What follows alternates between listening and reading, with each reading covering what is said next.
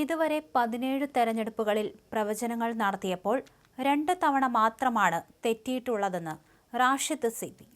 മുൻകാല തെരഞ്ഞെടുപ്പുകളിൽ കൃത്യമായ ഫലപ്രഖ്യാപനം നടത്തി ശ്രദ്ധ നേടിയിട്ടുള്ളയാളാണ് റാഷിദ്. ചേലക്കര ഉപതെരഞ്ഞെടുപ്പിലും ഹരിയാന നിയമസഭാ തെരഞ്ഞെടുപ്പിലുമാണ് റാഷിദിന്റെ കണക്കുകൂട്ടലുകൾ പിഴച്ചത്. 2021 പിണറായി 2.0 സംഭവിക്കുമെന്ന് റാഷിദ് പ്രവചിച്ചിരുന്നു. 17 തെരഞ്ഞെടുപ്പുകളിൽ പ്രവചനം നടത്തിയപ്പോൾ 2 പൂർണ്ണമായും പരാജയപ്പെട്ടിട്ടുണ്ട്. ഒപ്പം ഇവിടുത്തെ ഫിറോസ് കുന്നംപറമ്പലിനെ 2021 ജയിപ്പിച്ചു എന്ന തരത്തിൽ കുറെ കാലമായി നടക്കുന്ന പ്രചരണം പച്ചക്കള്ളമാണെന്നും റാഷിദ് ഫേസ്ബുക്കിൽ കുറിച്ചു. റാഷിദിന്റെ പ്രവചനം ചർച്ചകളിൽ നിറയുമ്പോഴാണ് അദ്ദേഹം വീണ്ടും വിശദീകരണവുമായി രംഗത്ത് വന്നത്. ആ ഫേസ്ബുക്ക് കുറിപ്പ് ഇങ്ങനെയാണ്: പ്രിയപ്പെട്ടവരോടാണ്, എൻ്റെ ബോധ്യങ്ങളാണ് ഞാൻ നമ്പറുകളായി കുറിച്ചത്. അങ്ങനെ തന്നെയായിരുന്നു 2021 കുറിച്ചത്. പലരും ആവേശത്തോടെ അഭ്യർത്ഥിച്ചിട്ടും ഞാൻ കുറിപ്പിട്ടത് വോട്ടിംഗ് പ്രക്രിയ പരിപൂർണമായും അവസാനിച്ച ശേഷമാണ്. അതിൽ മറ്റൊന്നും കൊണ്ടല്ല. നമ്മുടെ ഈ ഏർപ്പാടുകൾ തെരഞ്ഞെടുപ്പ് ഘട്ടത്തിൽ നടത്തുന്നതിലെ അനീതി തിരിച്ചറിഞ്ഞതുകൊണ്ട് തന്നെയാണ്. എനിക്ക് ജനാധിപത്യത്തിലെ തെരഞ്ഞെടുപ്പ് ഉത്സവം എല്ലാ അർത്ഥത്തിലും ആവേശമാണ്. അങ്ങനെ സോഷ്യൽ മീഡിയയിലെ സാധ്യതകളിൽ തുടങ്ങിയ ഒരേർപ്പാടാണിത്. അതിൽ 17 തെരഞ്ഞെടുപ്പുകൾ ഈ വാളിൽ കുറിച്ചിട്ടുണ്ട്. 2 പൂർണ്ണമായും പരാജയപ്പെട്ടിട്ടുണ്ട്.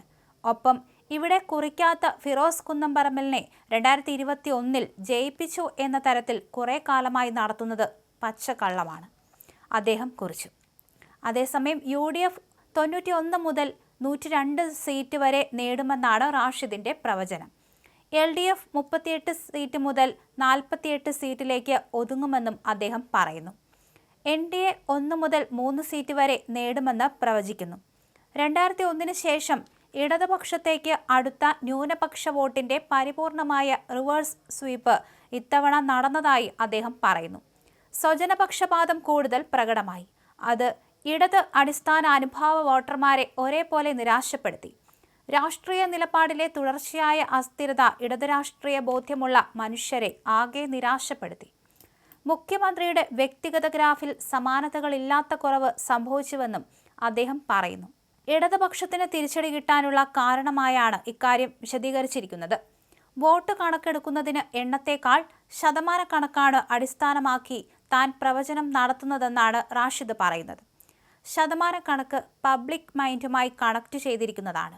മാറ്റമുണ്ടെങ്കിൽ അതിൽ കാണാനാകുമെന്ന് റാഷിദ് പറയുന്നു.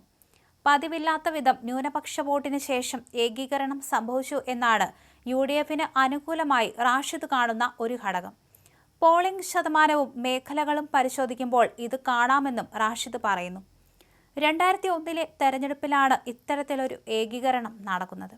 അതിനുശേഷമാണ് CPM നേതൃത്വത്തിലേക്ക് പിണറായി വിജയനും കോടിയേരി ബാലകൃഷ്ണനും വരുന്നത്. അവർ മുസ്ലിങ്ങൾക്കിടയിൽ കടന്നുവന്നു. അതിൻ്റെ തിരിച്ചുപോക്കാണ് ഈ തെരഞ്ഞെടുപ്പ്. ഇതാണ് റാഷിദിന്റെ നിരീക്ഷണം.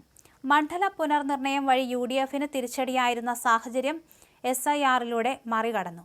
UDF വോട്ട് ബാങ്ക് ആക്റ്റീവാകാൻ ഇത് കാരണമായെന്നും റാഷിദിന്റെ നിരീക്ഷണത്തിലുണ്ട്.